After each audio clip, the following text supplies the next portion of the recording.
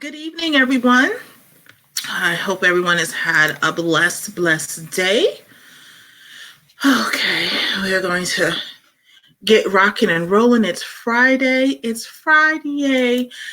is the, oh my goodness, second day of August. I tell you, this year has flown by so quickly.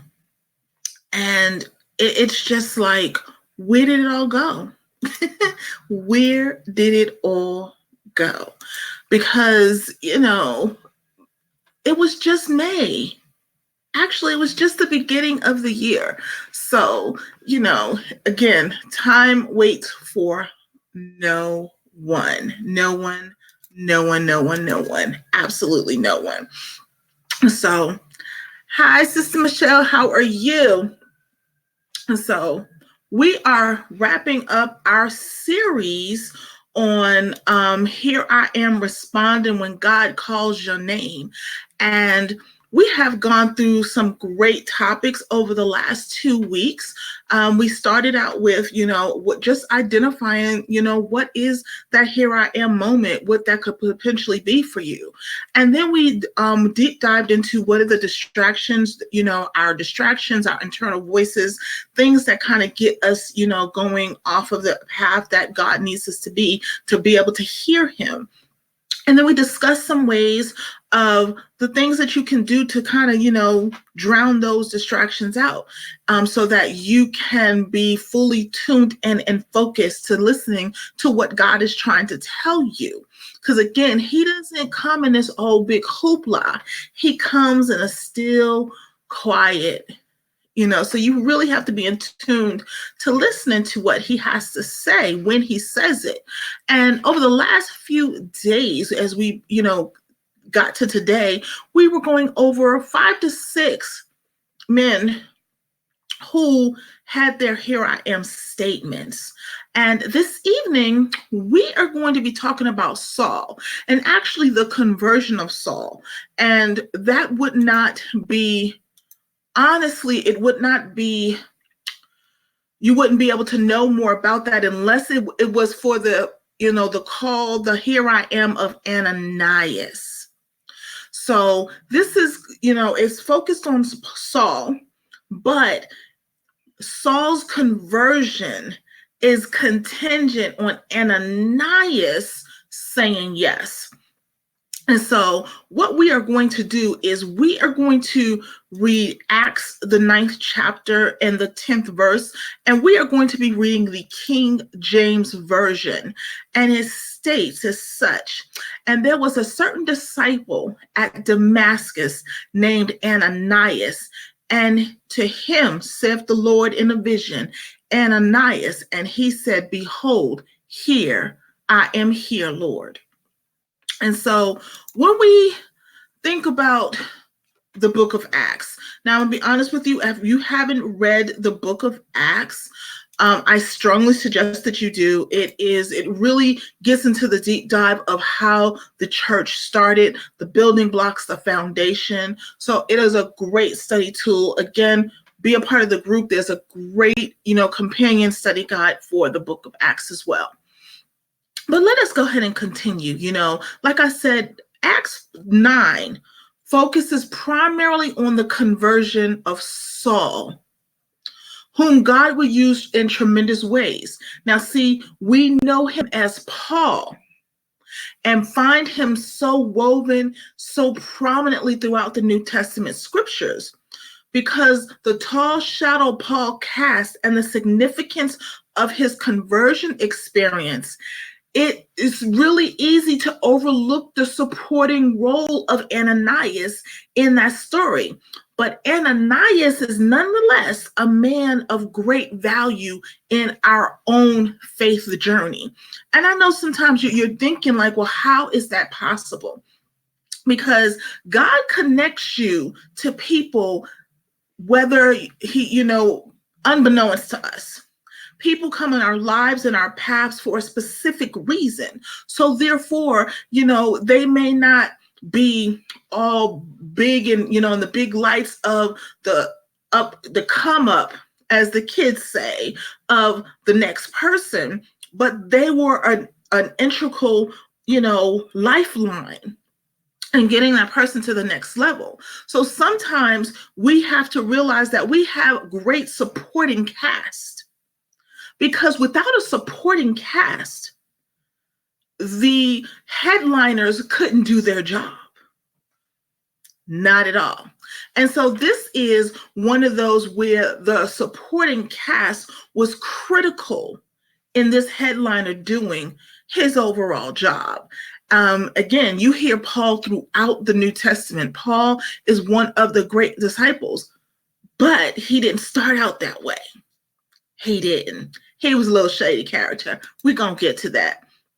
Now, to fully understand the significance of Ananias's "here I am" statement, it's crucial that we first understand and study the character of Saul. Saul himself was a noted Pharisee at the time. Yes, I did say Pharisee. And basically, he was a rising star.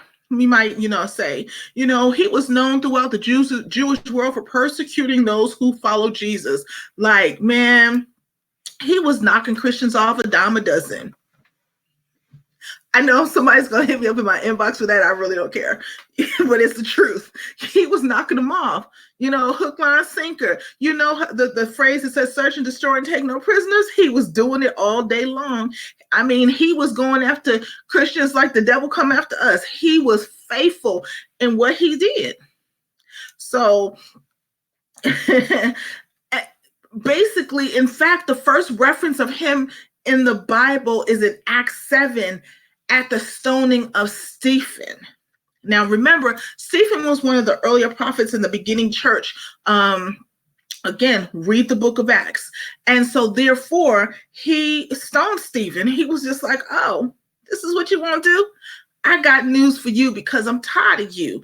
And so he wanted to use it as an example to try to stop, those who follow Christ from following him. But it was just like, it really didn't stop it. It just kept going full steam ahead. But again, he was knocking them off a dime a dozen. He was having full fun with it. Verse 58 in Acts 7 recounts, they cast him, meaning Stephen, out of the city and stoned him. And the witnesses laid down their garments at the feet of a young man named Saul. By the description given in this verse, we gather that Saul was heavily involved in the act.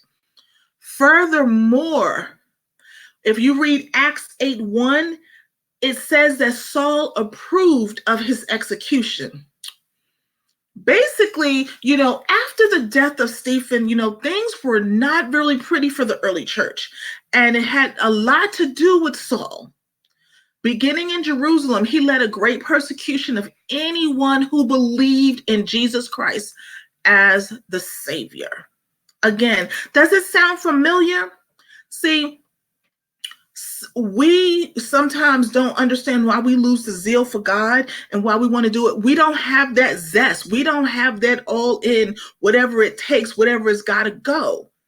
Saul, just like the devil, he was in it. He was like, he loved it. He took it to heart. He wasn't going to let nobody stop him doing what he did and what he believed. Just like in the early Christians, that if he wasn't going to stop them from believing what they believe. And see, that's kind of where we've kind of fallen off, because if the one hint, and I've been guilty of this, so this is not a beat up session. I've definitely been guilty of this, because one hint of trouble, one hint that things don't go well, you back off. So you have to have that zeal, zest and zeal to be able to serve God. See, Saul's zeal for persecuting Christians only grew with time, as did the reach of his hatred. Saul was not satisfied with executing the believers in Jerusalem. He wanted to take it further. That means he had an enterprise and he wanted to expand. He wanted to go for corporate expansion. Jerusalem just had become too small for him. So he was like, how can I make this bigger? How can I do this on a grander scale? you know. And so Saul aimed to head to Damascus, the capital city of Syria. And he was approaching that city with his servants when a bright light shone and he fell to the ground. A loud voice permeated the scene, asking Saul, why was he persecuting Christians? Falling to the ground, Saul inquired, who are you? Basically, he was like, listen, who are you? What is going on? Who are you? And the voice replied, I am Jesus, whom you are persecuting. The Lord told him to go into the city and wait instructions. So think about it. You have gone on your path, and that's just like some of us. We are in tunnel vision on the things we want to do. We're on straight tunnel vision on the things that we want to do. And then all of a sudden, you get a big shakeup and you're like, what happened? What's going on? And so when that happens, God's correcting you. He's redirecting you. And now he tells you to wait. You're like, what? Why are you doing this? But we're going to find out. Now, after the shock, because you can just imagine the shock. 1 minute he's walking and the next minute he's on the ground hearing voices, and he's talking to the person that he is actively killing people for believing. His mental probably was like, whoa, wait a minute. This is a little too much right now. Are you sure this is what's going on? So, because see, the encounter just wasn't, disorienting enough. He lost his sight. So imagine you're walking, talking with your servants, plotting and planning, this next town, how you going to come and conquer and there's knock out some Christians. And then the next thing you know, there's a bright light. You now talking to the person who you're killing people who believe this person, and now you can't see. Freaking out probably wasn't even the word. He's just like, okay, what really is going on? He's probably thinking, maybe one of my servants did this. Maybe somebody's upset with me. I'm just, just thinking, I know what would be going through my mind personally. So he's just like, okay, now I can't see. The person who I'm killing people for worshiping is talking to me. And now I gotta wait. As you can see, in a normal circumstances, it doesn't make sense. But in godly circumstances, it makes all the sense in the world. Now for 3 days, Saul sat in Damascus, blind and unsure of what awaited him. And this is when Ananias enters the scene. So at this point, he's what we call a sitting duck. He has no choice but to wait because he doesn't know what else to do. You got to think about a man who's always in control is no longer in control. And he is being redirected to something and he has no idea what to expect. And because he cannot see, he has to sit there and wait. And you may say, well, what happened to his servants? They could have ran off. They could have dropped dead. There could be a lot of things that could have happened. Most people probably would have ran off because they'd have been like, this is some crazy stuff. I don't know what you messed up with, and I don't want to be bothered with you no more. He probably left him. Like, what could he do? Like, he couldn't see. So we could assume they robbed him. They took his money. There's so many things that could have happened. But what he had to do was he had to sit and wait on the one he was persecuting. He had no choice but to wait on him. Now, God called Ananias' name, and once he responded, He told the disciple to go to Saul, and Ananias then visited Saul and both prophesied over and baptized the man. And that is when Saul became Paul. To get the full scope of how significant Paul's conversion was, it's really beneficial to look at the impact of his ministry. Like right after his encounter with Ananias, Paul's zeal for the Lord led him to witness. So the same zeal that he had to persecute Christians, he now had that same zeal to witness and to bring people to the one he was persecuting. See what happens with us. And so it may not be y'all, but I'm gonna talk about me like I always do. We want God to take us out of a situation, a rough spot, and we do all these things. We jump through all these hoops like he's some magic genie. And then once he delivers us, we don't have the same zeal to follow him. We start doing something else. And then we wonder why we're in a stagnant position. We wonder why things aren't working out the way they need to work out, why we are still in a rut.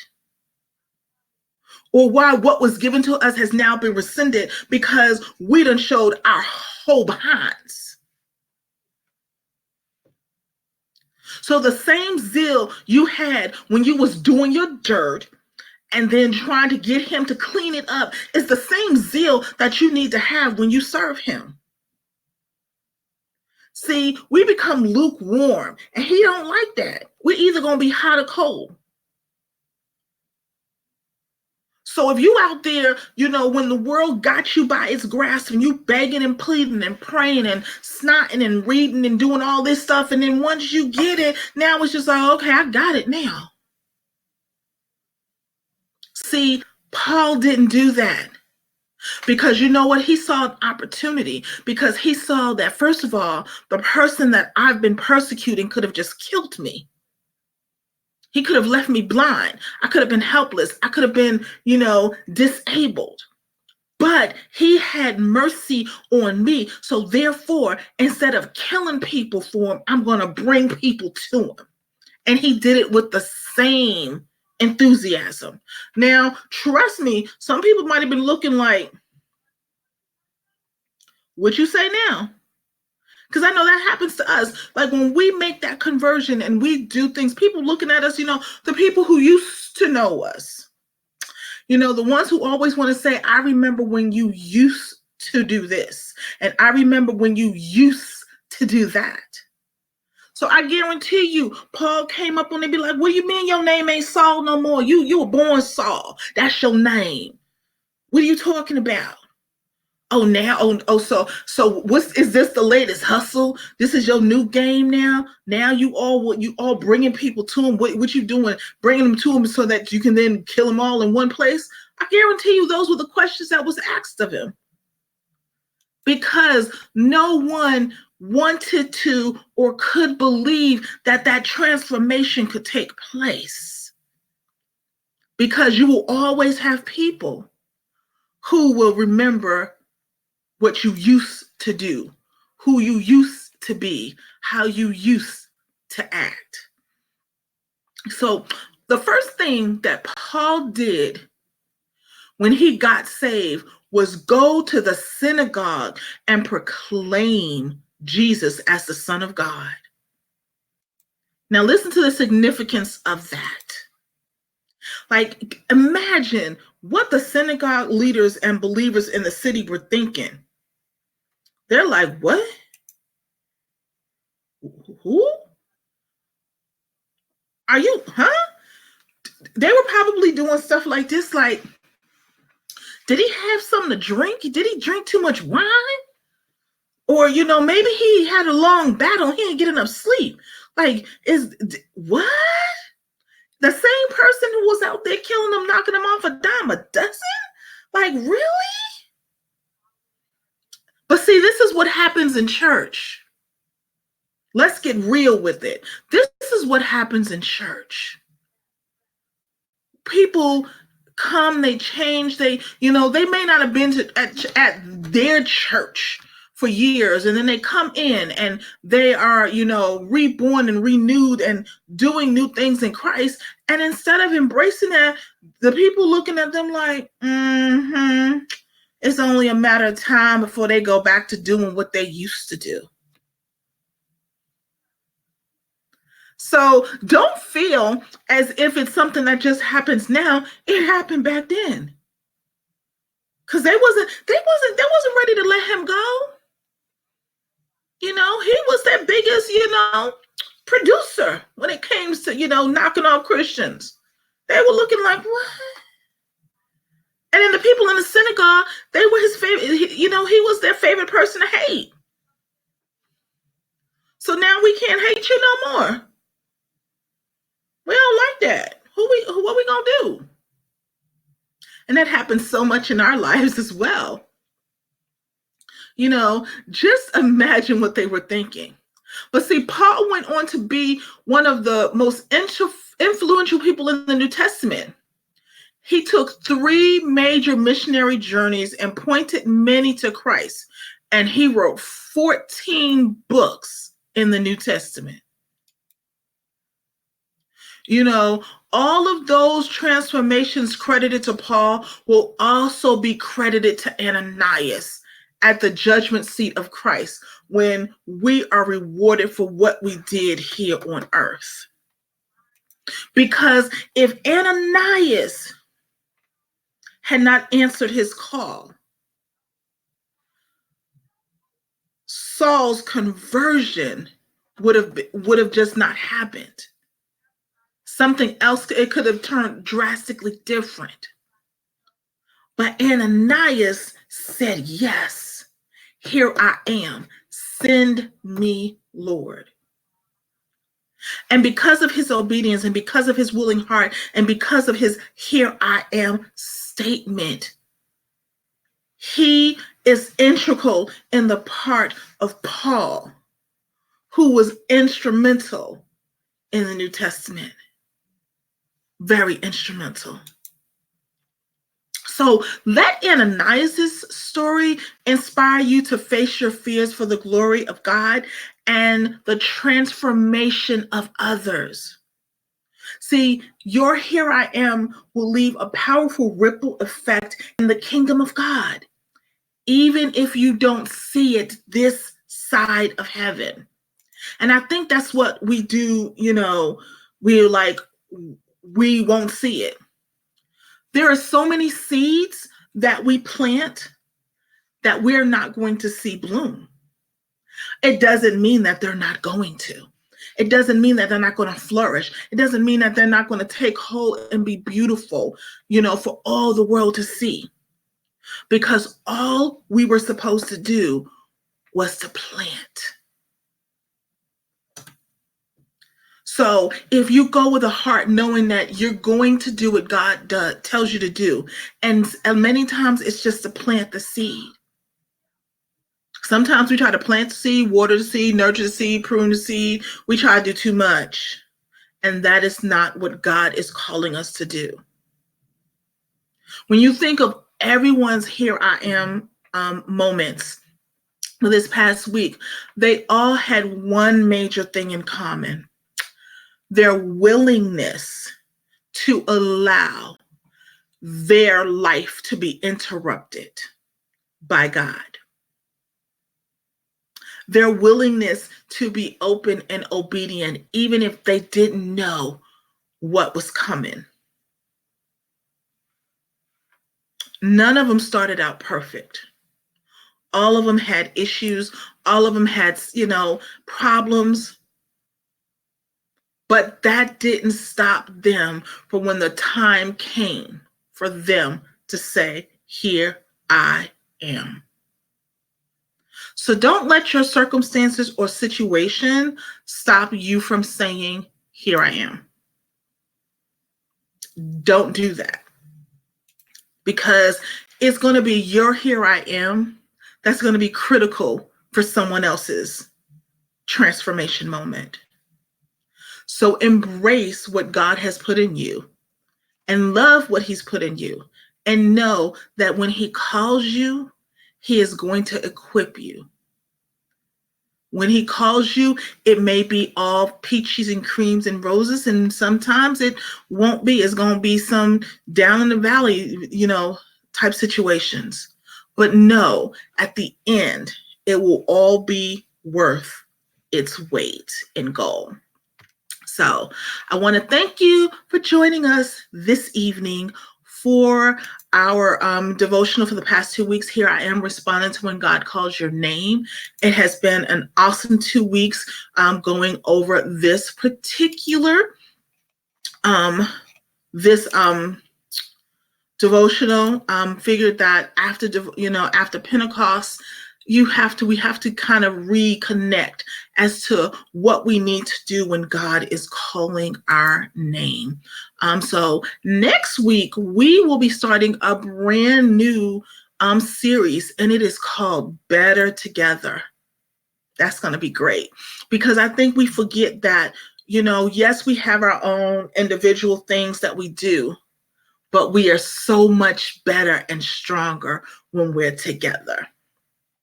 So if you're not a part of the group, come on and join us. Find us on Facebook at ybdailydevotionals.com.